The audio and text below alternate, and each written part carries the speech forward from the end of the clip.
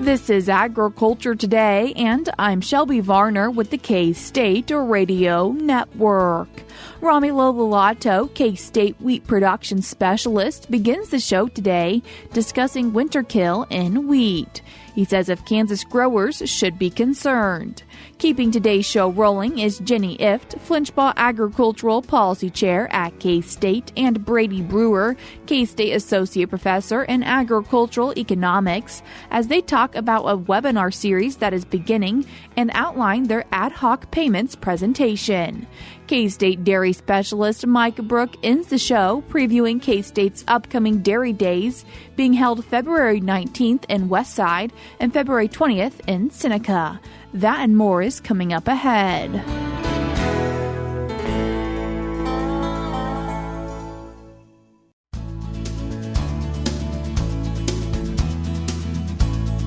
You're tuned in to Agriculture Today, and we start our Tuesday show with a winter wheat check-in with K-State wheat production specialist Romulo Lollato. Romulo, thanks for joining us today. Thanks, Shelby, for having me here today. Romulo, wanting to check in on winter wheat as you've had some questions about winterkill and what contributes to winterkill. Yeah, Shelby. So this week, things have been very active in the winter wheat world in terms of concerns about the potential for winterkill of the crop. We think back just there last week and earlier this week, temperatures got extremely cold, and growers as well as people involved on the wheat industry, they are concerned. Is there a potential for winterkill?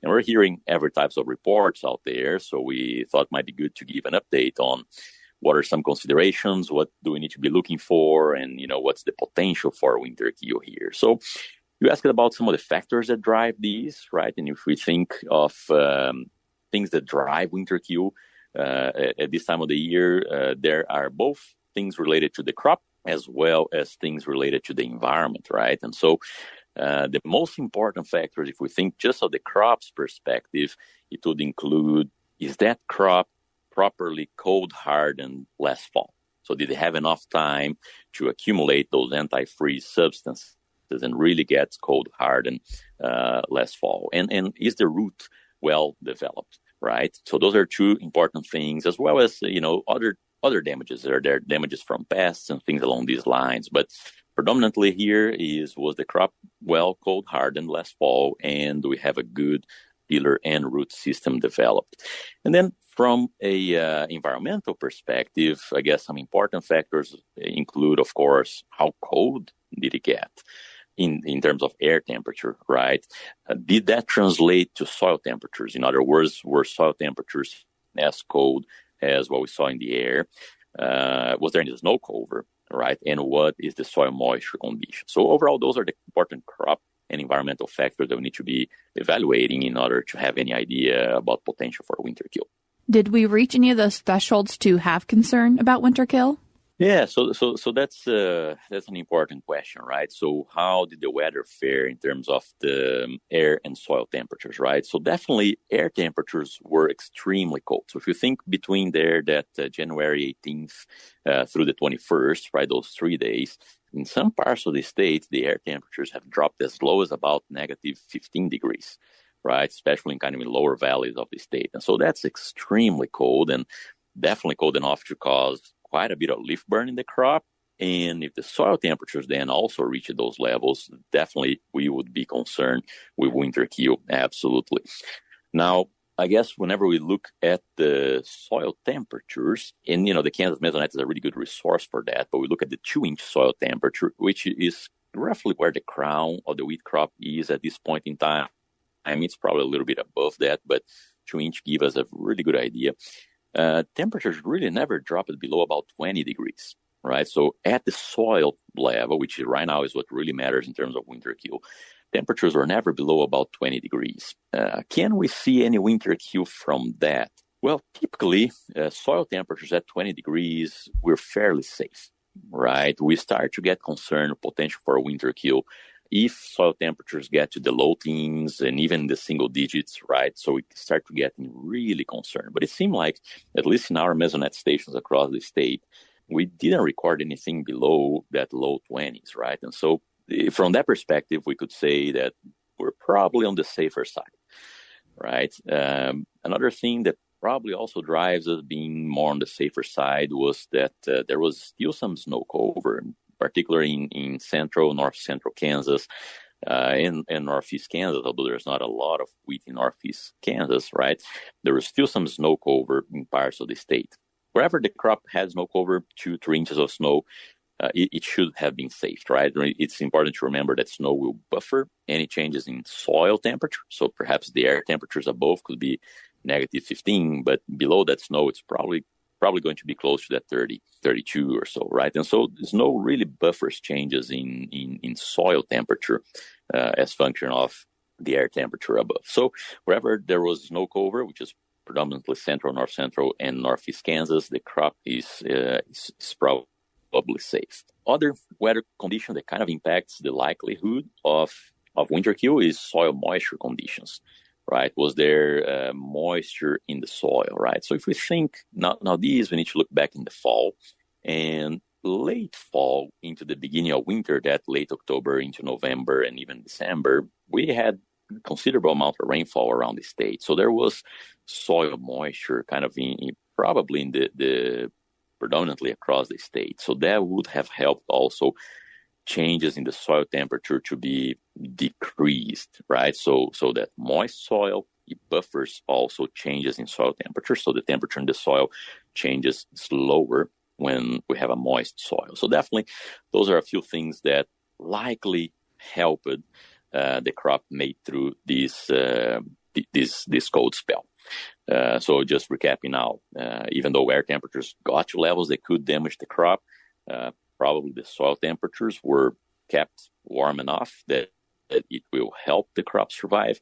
Wherever there was snowfall and available moisture in the fall, the crop is even more likely to have survived. Now, that's not to say that terrace tops and other more exposed parts of the terrain, we wouldn't see any winterkill, right? It is possible because it got quite a bit cold.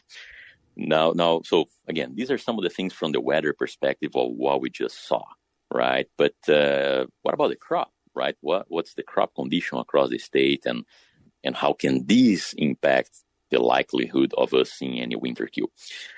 And for us to talk about how the crop is today, we kind of need to think back last fall, right? Last fall, we had some rainfall in September that triggered some early planting, especially in western Kansas. And then it got pretty dry for most of the month of September and most of the month of October. That dry spell allowed farmers to harvest a lot of the summer crops. So whenever the conditions were there, planting really occurred. But then we didn't really have much rainfall until late October, right? And so what happened there was that planting was on time, but emergence was slightly delayed last season, right? And that's important because crop that is emerged too late, it will have less tillers, it will have less root development, less time to winter harden, to cold harden. And so it would be more susceptible to winterkill, right? So again, as that recap, planting was done on time, emergence was slightly delayed because of dryness, right? Probably 60-65% of the Kansas wheat crop that emerged on time, I would say is fairly safe from this event because it emerged on time and it had enough tillers and root system out there. Now, there's a good 25% of the crop that didn't get planted until November, right? And on that 25% of the crop, they had less development, less tillering, and less roots developed out there.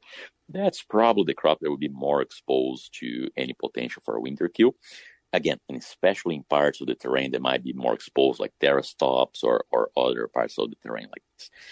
So again, overall, is there a potential for a winterkill? Yes. Is it widespread? I don't think so. I think it might be more, and the reason I don't think so is because for the most of the state, soil temperatures were kept above 20 degrees Fahrenheit, where we don't really have too much of a concern for winterkill. So with all those things considered, right, can we see winterkill? Yes, we can, perhaps for some late planted crops that didn't have enough development and they didn't have snow cover at this time, right? But I don't believe it will be widespread. I think it will be in these special circumstances that got planted or emerged very late with not much developed. As we're talking about wheat, Romulo, an upcoming event where people could come hear more about the crop? Yes, we will have on February 12th in Salina. We will hold the next Wheat RX event. So it's going to be an event where the Kansas Wheat Commission is partnering with the Kansas State University Research and Extension, and we will do an event where we're going to cover, we have Alan Fritz, the breeder, covering wheat variety selection for that region of the state. Sarah Lancaster is going to talk about weed control in winter wheat fields. Kelsey Anderson Onofre is going to talk about disease control in wheat. Dory Var is going to talk about soil fertility and fertilizer management in winter wheat, and I will be talking about variety-specific management as well. So it is an event that we're going to talk about, can we grow high-yield, high-quality wheat in a way that is sustainable for the farm, right? And we have a lot of good speakers lined up for that event. So it's going to be, again, in Salina on February 12th. Make sure that you reach out to your local ag agent there to help with any questions you may have, and registration is done through the Kansas Wheat Commission website.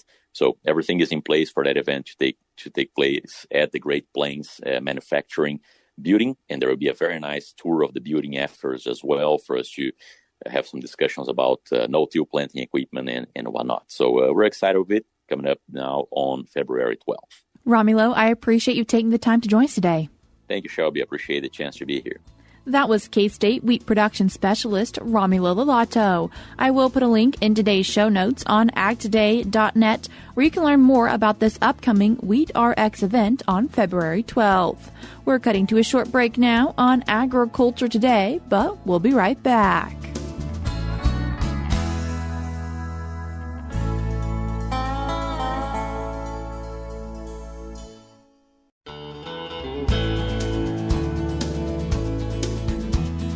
You're tuned in to Agriculture Today, and we continue our show talking about an Ag Econ webinar series with K-State Flinchbaugh Agricultural Policy Chair Jenny Ifft and K-State Associate Professor in Agricultural Economics Brady Brewer. Jenny, Brady, thank you both so much for taking the time to join us today. Thank you for having us. Great to be here. Jenny, can you share with us what is this webinar series that Ag Econ's working on? So this is a free webinar series. You can register on agmanager.info. It's going to be every Wednesday at noon for the next month. But the reason we did that is we have some recent policy changes. We want to get that information out while people are making decisions over the winter. We have some upcoming deadlines for crop insurance for that ARC and PLC decision. Also want to put out some information we have about land values and cash rental rates. What are the different topics that are going to be covered? So the first one is this Wednesday. We're going to cover the American Relief Plan.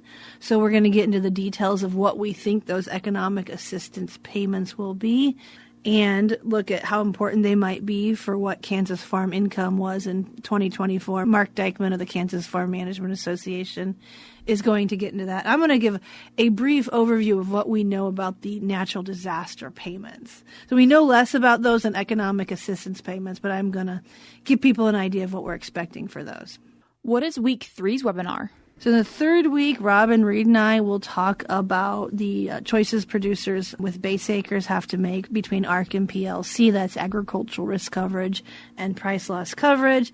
That can also affect producers' ability to use the supplemental coverage option endorsement for their crop insurance policy. So we'll cover that decision, put out some new information and new tools we've developed. That fourth one is going to be on farmland values and cash rental rates in Kansas. And we skipped what week 2's webinar is going to be because we wanted to give a little bit of a preview of today, and it's going to be on ad-hoc payments. And Brady, what are ad-hoc payments? Yeah, so the definition of ad hoc, let's start there. The definition is when necessary or needed. So these are payments that aren't really planned by any certain policy. So if you think about ag policy, so Jenny has mentioned ARC and PLC, right? Those are federal programs that have a formula behind them. And yes, at the beginning of the year, a farmer may not know exactly if they're going to get a payment or what it will be. But as the crop year progresses on, maybe given certain weather conditions or certain price levels, it may become a lot more clear if there's going to be a payment at the end of that crop cycle. Ad hoc payments, on the other hand, is the federal government using certain privileges to compensate a group of people, so in this case, farmers, for events that have happened. So if we think back over the last, 5 or 6 years, market facilitation payments that compensated farmers for the trade war back in 2018, that's what we call ad hoc. It was as necessary or needed based on the times of the day. Why have we seen an increase then in ad hoc payments over an increase in the Farm Bill? There's a couple things going on that really facilitated this. And some of them are we've had some, say, unusual or things that would have been difficult to plan for, starting with the trade war back in 2018 with the first Trump administration. So after this happened, the Secretary of Agriculture used their discretion they have with the Commodity Credit Corporation, referred to it as the CCC, to make market facilitation payments, so the MFP program. So that started in 2018. Then you had the COVID pandemic, so Congress authorized several payments related to the COVID pandemic. In recent years, you've had disaster payments that were a part of broader spending bills, a lot of times passed at the last minute to keep the government open. So we've seen that for a while. You had 2 different rounds of the ERP, the Emergency Relief Program. Then in December, we had the American Rescue Plan, where they had both these economic assistance payments and natural disaster aid authorized. So these were all ad hoc. We didn't know they were going to happen in advance, or as Brady said, as needed. And one of the reasons these are used is because, you have Farm Bill programs, which do provide protection. We talked about ARC and PLC. But when a Farm Bill is being negotiated, there tends to be more budget restrictions. So legislators have less flexibility to increase those payments. Are we going to see more payments as we look forward? Certainly over the next year. What are some of those reasons that we might see them? Well, again, with American Rescue Plan. So we're looking at pretty large payments, especially relative to previous years under that. We don't know yet. USDA hasn't put out all the rules, but I think there is a broader reason to think that we're really in an ad hoc era of farm policy now. First of all, just the history. We've been seeing this since 2018. In recent years, you're looking at 80-90% of all direct payments made to farmers are ad hoc programs. But specifically, the American Rescue Plan in December, a lot of stuff got cut from that, a lot of politics there. But what didn't get cut? Payments to farmers. That was protected throughout. So that's one sign. Also, the likely incoming Secretary of Agriculture, Brooke Rowlands, has said she would use her authority for the Commodity Credit Corporation, the CCC, to make payments to farmers in case of a trade war that has negative impact. So it's politics, so it's hard to say, but we are seeing signs that this reliance on ad hoc payments is likely to continue. Brady, why might farmers really need to be strategic when they think about using ad hoc payments? As I had previously mentioned, with a lot of other farm programs, there's some formula that's backing it up, which allows us to predict, like us here at a university, a lot of what we do is updating farmers on, well, given the current weather conditions and the price levels, here's what you may expect coming into the crop cycle for an ARC or PLC payment or some other type of maybe risk mitigation measure that the federal government has in place. But with these ad hoc payments, they're much less predictable. So the example I'll use here is think about just in personal spending. If I were to tell you I'm going to give you $100 2 months from now, what a person is likely to do is they may pre-spend that $100 on necessary items. This could be food, clothing, whatever it be, but you're going to pre-spend it knowing that you're going to get that money here in 2 months. If I came to you 2 months down the line and you weren't expecting any money from me, and I'm just going to say, hey, here's $100. What happens is people tend to spend that money differently. You're going to spend it on different types of goods because you can't plan for it. That planning process allows people to spend their money differently and maybe a little bit wiser in some cases. So the same holds true here for farmers, that if the federal government announces an ad hoc program And all of a sudden they say, okay, we're going to get this direct payment. What we've seen in research is that farmers actually do spend ad hoc payments differently than some of the more traditional farm programs. There's an effect here that we call consumption smoothing. All of us try to spend our money at a more even rate because, we don't want to consume a lot one day and then not consume another. Same for a business. You need inputs across the year. So when we think about strategizing for these ad hoc payments, there's a lot of stuff that we can do to maybe be more strategic so we're prepared for if we all of a sudden get a tranche of ad hoc payments or direct payments that are paid out, we will be more strategic with our spending on the farm. What are some of those strategies that you've seen farmers or might encourage farmers to employ? So first, I'm going to start with maybe what we've seen out there and what we've seen in the data. So when farmers get these ad hoc payments, there's tax implications here. This is revenue. So the first thing we've seen farmers do is go purchase equipment, right? That provides a Section 179 deduction, so it lowers your tax burden on that direct payment that you just got. We've also seen farmers pay down short-term debt. We haven't seen much impact to long-term debt levels going either up or down on using that money for that, but we've seen it on the short-term debt side as well. What I would recommend to farmers, and this is what we'll get into in that second webinar, is thinking about expenses you may need and maybe paying a portion of them throughout the year. Because one thing that is true about these ad hoc payments is they're not guaranteed until you have the money. With the more traditional farm programs, because there's that formula, we can estimate them a lot more and we know, hey, I'm probably going to get, I may not know the exact dollar amount, but I'm going to get a payment. So that allows that consumption smoothing effect to happen. But with these, we may want to take a more moderated approach of if you're looking to maybe prepay input expenses, maybe only do half. And then if it comes along that ad hoc payment does appear, you can pay the other half and not have to worry about maybe taking a Section 179 or something like that could change your spending behavior, buying a piece of equipment that maybe you don't need to pay down taxes or something like that. Anything else you'd like to share with our listeners? Managing ad hoc payments, it's a part of farm management today. Crop insurance is still the foundation. Yeah. They also have ARC and PLC. So really it's another thing to manage. It's provided a lot of help, but how you use these payments does have implications for the long-term success of your business. So that's why we're putting this out there. If people are interested in this series and like to get registered, how do they go about doing that? You can go to agmanager.info, sign up for the webinar. Again, it's the next 4 Wednesdays at noon. Jenny, Brady, I appreciate you both taking the time to join us today. Thank you for having us. Happy to be here. That was K-State Flinchbaugh Agricultural Policy Chair Jenny Ifft, and she was joined by K-State Associate Professor in Agricultural Economics Brady Brewer as they were discussing the free Wednesday Winter webinar series coming from K-State's Agricultural Economics Department. I will put a link in today's show notes if you'd like to learn more about it. We're cutting to a short break now on Agriculture Today, but we'll be right back.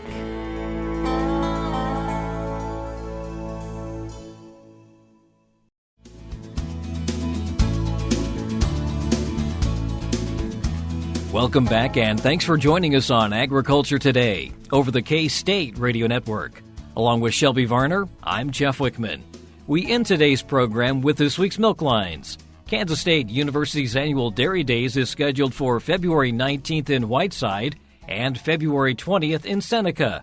K-State Dairy Specialist Mike Brouk highlights some of the presenters for this year's event, as well as some of this year's topics. Today, I'd like to visit with our Kansas dairy producers concerning our annual Dairy Days for K-State. Dairy Days will be held Wednesday, February 19th at Whiteside, and on Thursday, February 20th at Seneca. Each of these programs will be similar. This year, we're going to have Dr. Justin Smith join us to talk about changes in animal identification requirements and also some things on dairy farm biosecurity. We will also have the Central Order Milk Marketing Administrator, Todd Wilson, join us to talk about the impact of the recent marketing order changes and how that's going to change your milk check. Dr. Haman, one of our new professors here at K-State, is going to be talking about the future of dairy processing at our university. We will also have several of our graduate students that will be talking about different research projects that they are currently working on. Dr. Billy Brown is going to talk about prenatal strategies to help calves excel. So we'll cover some topics concerning calves as well at this year's Dairy Days. We will also hear about some changes that might be coming up with our K-State dairy farm as well. In addition to this, we'll have updates from the KDA and KDC by Janet Bailey, and Ron Grusemeyer will be talking about some of the recent things that Midwest Dairy Association has been doing as well. We'd like all producers and interested allied industry folks to put these dates down on your calendar, and you do need to pre-register. So if you're planning on attending the meeting on February 19th, that's a Wednesday, that'll be held at the Amish Community Building, please contact the Reno County Extension Office to make your reservation for that meeting. If you're planning on attending the meeting in Seneca, that's on Thursday, February 20th, please contact Meadowlark Extension District Office in Seneca and register there. We're grateful for the sponsorship by the Kansas Dairy Commission of the lunch, so you won't want to miss that as well. At all locations, the program will start at 10 o'clock in the morning, and we look to conclude by 3:30 each afternoon. This is Mike Brouk with K-State Research and Extension, encouraging our dairy producers and allied industry folks to mark Wednesday, February 19th and Thursday, February 20th on your calendars and attend one of our annual Dairy Days, either at Whiteside or at Seneca. Thanks, Mike. In addition to contacting the county extension offices in those areas for more information, you can also visit the K-State's ASI website. And while we have a moment, as Mike mentioned in this week's Milk Lines, changes to the federal milk marketing order have been approved. Some of those changes will be discussed at Dairy Days. USDA's Rod Bain reports on the FMM order referendum that was recently approved, as well as the expected implementation dates. A long process to amend federal milk marketing orders has crossed the finish line. All of the orders were approved by the requirement of either 2/3 of the producers voting yes who participated in the referendum, or if it was necessary, 2/3 of the volume of milk of the producers who were participating in the referendum. Dana Cole of USDA's Agricultural Marketing Service says the request to amend and modernize the 11 FMMOs took over 2 years to craft. The new milk pricing system is scheduled to take effect June 1st. However, for one component of the FMMO, milk composition factors, that will be effective on December 1st. Cole acknowledges the conclusion of what she called a very extensive FMMO process that allowed for extensive industry input and participation. I'm Rod Bain reporting for the U.S. Department of Agriculture in Washington, D.C. And that'll do it for this edition of Agriculture Today. For Shelby Varner, I'm Jeff Wickman. This is the K-State Radio Network.